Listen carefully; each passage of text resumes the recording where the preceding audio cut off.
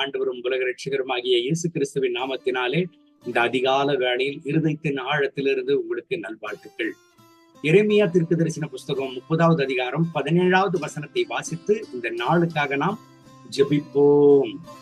அவர்கள் உன்னை விசாரிப்பார் அற்ற சீயோன் என்று சொல்லி உனக்கு தள்ளுண்டவன் என்று பெயரிட்டபடியால் நான் உனக்கு ஆரோக்கியம் வரப்பண்ணி உன் காயங்களை ஆற்றுவேன் என்று கர்த்தர் சொல்லுகிறார்.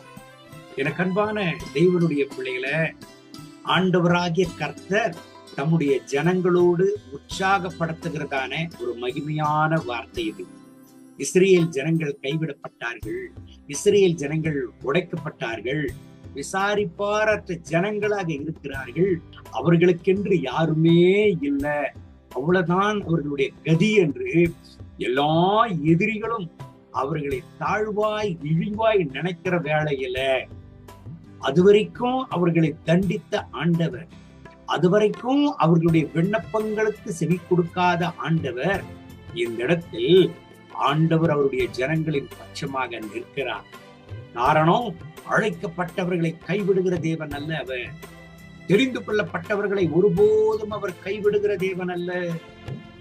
என் அன்பு தேவனுடைய பிள்ளைகளை, கர்த்தருடைய ஜனங்கள் கைவிடப்படுகிறதை ஆண்டவர் ஒருபோதும் விரும்பாத தெய்வம்.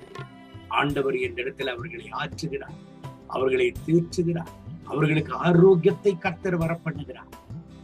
ஆம் என் அன்பு கர்த்தருடைய பிள்ளைகளை, ஆண்டவர் சொல்லுகிறார் பாருங்க, உனக்கு ஆரோக்கியத்தை வர பண்ணி உன் காயங்களை ஆற்றுவேன் என்று கர்த்தர் சொல்லுகிறார். இந்த கால வேளையில இந்த கர்த்தருடைய வார்த்தைகளை கேட்கிற அன்பு தேவனுடைய பிள்ளைகளை, நீங்களும் உங்கள் வாழ்க்கையில அடுத்தவர்களால நிந்திக்கப்பட்டு, அடுத்தவர்களால இழிவாக எண்ணப்பட்டு, அடுத்தவர்களால தாழ்மை நிலப்பான்மையில தள்ளப்பட்டவர்களாய் அவமானத்தோடு தலை குனிந்து நிற்கிறீர்களா? ஆண்டவர் உங்கள் பட்சத்தில் வந்து நிற்கிறார். கர்த்தர் உங்களுக்கு அருகாமையில் வந்து நிற்கிறார். கர்த்தர் உங்களை பலப்படுத்தி உங்களுக்கு சகாயம் பண்ணுகிறார். நல்ல ஒரு விஷயத்தை புரிந்து கொள்ளுங்க.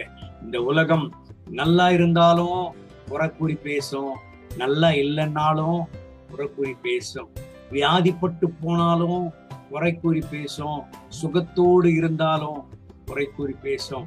அன்பு தேவனுடைய பிள்ளைகளை, சூழ்நிலைகளை பார்க்க வேண்டாம், அழைத்த ஆண்டவரை பாருங்கள். அழைத்தவர் ஒருபோதும் கைவிட மாட்டார். என் அன்பு கர்த்தருடைய பிள்ளைகளை, ஆண்டவர் இஸ்ரேல் ஜனங்களுக்கு இந்த இடத்தில் ஆறுதல் பண்ணுகிறார், இஸ்ரேல் ஜனங்களை ஆற்றுகிறார், ஒரு சமாதானத்தோடு அவர்களோடு கூட பேசுகிறார். நீங்கள் கைவிடப்பட்டவர்கள் அல்ல, நீங்கள் உதறி தள்ளப்பட்டவர்கள் அல்ல, உனக்கு ஆரோக்கியத்தை வர பண்ணி காயங்களை ஆற்றுவேன் என்று கர்த்தர் சொல்லுகிறார். நீங்கள் இருதயத்துல காயப்பட்டவர்களாய், சரீரத்துல வியாதிப்பட்டு போனவர்களாய், என் வாழ்க்கையே வியாதிப்பட்டு போயிருக்கிறது, என்றைக்கு ஒரு விடிவு வரும் என்று எதிர்பார்த்து கொண்டிருக்கிறேன், எப்பொழுது என் புலம்பலை கர்த்தர் மாற்றவா?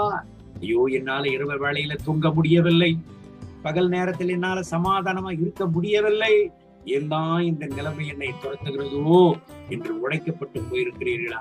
அன்பு கர்த்தருடைய பிள்ளைகளை கவனிங்க. ஆண்டவருடைய அன்பு மாறாதது. அவர் அடித்தாலும் அணைக்கிற தேவனாக இருக்கிறார், அவர் கண்டித்தாலும் அவர் சிக்ஷித்தாலும் அவர் நேசித்து திருத்தி அவருடைய பாதையில ஆசீர்வாதமாக அவர் நடத்துகிற தேவனாக இருக்கிறார். அழைக்கப்பட்ட ஆபிரகாமுக்கு ஆண்டவர் ஆணையிட்டார், உன்னை ஆசீர்வதிக்கிறவர்களை ஆசீர்வதிப்பேன், உன்னை தூஷிக்கிறவர்களை நான் சபிப்பேன் என்று ஆண்டவர் சொன்னார். என் அன்பு தேவனுடைய பிள்ளைகளை, இழிவுபடுத்தப்பட்டவர்களாய், துன்புறுத்தப்படுத்தப்பட்டவர்களாய், சிறுமைப்படுத்தப்பட்டவர்களாய், எல்லாராலும் ஒருவேளை அழ்வான நிலைப்பான்மையில நீங்கள் பார்க்கப்படுகிறவர்களாய் ஒருவேளை நீங்கள் இந்த சூழ்நிலையில் காணப்படலாம். ஆனால் ஆண்டவருடைய மகத்துவம், அவருடைய அன்பு உங்கள் வாழ்க்கையில மாறாததாக இருக்கிறது. நீங்கள் தள்ளப்பட்டது நிமித்தம் ஆண்டவர் உங்களை கைவிடுகிறவர் அல்ல. நீங்கள் சிறுமைப்படுத்தப்பட்டது நிமித்தம் நீங்கள் ஆண்டவரால கைவிடப்பட்டவர்கள் அல்ல. அவருடைய அன்பு உங்கள் மேல் இறங்கி வருகிறது, அவருடைய அன்பு சத்தம் உங்களை தேடி வருகிறது. அவர் உங்களுக்கு ஆரோக்கியத்தை வர பண்ணி உங்கள் காயங்களை ஆற்றுகிறவராக இருக்கிறார். சோர்ந்து போக வேண்டாம் என் அன்பு தேவனுடைய பிள்ளைகளை. உலக சத்தம் எப்பொழுதுமே இழிவுபடுத்தும், கர்த்தருடைய சத்தம் எப்பொழுதுமே உயர்த்தும். உலக சத்தம் எப்பொழுதுமே சோர்வுக்குள்ளாக்கும், கர்த்தருடைய சத்தம் எப்பொழுதுமே உற்சாகத்திற்குள்ளாக்கும். உலக சத்தம் எப்பொழுதும் தாழ தள்ள பார்க்கும். கர்த்தருடைய சத்தம் எப்பொழுதுமே உயர்த்த பார்க்கும். கால வேளையில் இந்த கர்த்தருடைய வார்த்தை உங்களை தேடி வருகிறது. கர்த்தர் உங்கள் காயங்களை ஆற்றுவார். அவருடைய ஆரோக்கியத்தை உங்கள் மேல் வரப்பண்ணி உங்கள் வாழ்க்கையையே சுகமாக்குவார். சோர்ந்து போக வேண்டாம் என் அன்பு தேவனுடைய பிள்ளைய.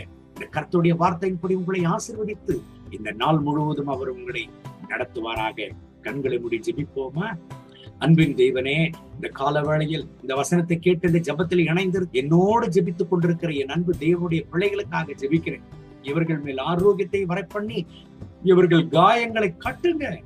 இவர்கள் எந்த இடத்துல தள்ளப்பட்டார்களோ அதே இடத்துல உயர்த்துங்க. எந்த இடத்துல தலை குனிந்தார்களோ அதே இடத்துல தலை நிமிர்ந்து நடக்க கர்த்தர் கிருபைத்தார். எந்த ஜனங்களால இழிவுபடுத்தப்பட்டார்களோ அதே ஜனங்கள் மத்தியில் இவர்களை உயர்த்தும். எந்த அவமானம் எந்த இடத்துல இவர்களுக்கு நேர்த்ததோ அதே இடத்துல இவர்களை உயர்த்தும். இஸ்ரவேல் ஜனங்களுக்கு எரேமியா 30:17 வசனத்துல அப்படித்தானே நீர் செய்தீர் ஆண்டவரே. அதே தேவனுடைய வல்லமை, அதே தேவ பிரசன்னம் இந்த கால வேளையில இவர்கள் மேல் இறங்கி வந்து இவர்கள் காயங்களை ஆற்று, இவர்களுடைய இருதயத்தை ஆற்று, உடைய ஆரோக்கியத்தை இவர்கள் மேல் வரப்பண்ணும். கர்த்தருடைய மனதுருக்கத்தினால் இவர்களை இடைகட்டும். இந்த நாள் முழுவதும் இவர்களை ஆசீர்வதித்து பலப்படுத்தி நடத்தும். மகிமை கனம் துதி உமக்கே இயேசுவின் நாமத்தில் கேட்கிறோம் எங்கள் ஜெபங்களும் நல்ல பிதாவே. ஆமென். ஆமென்.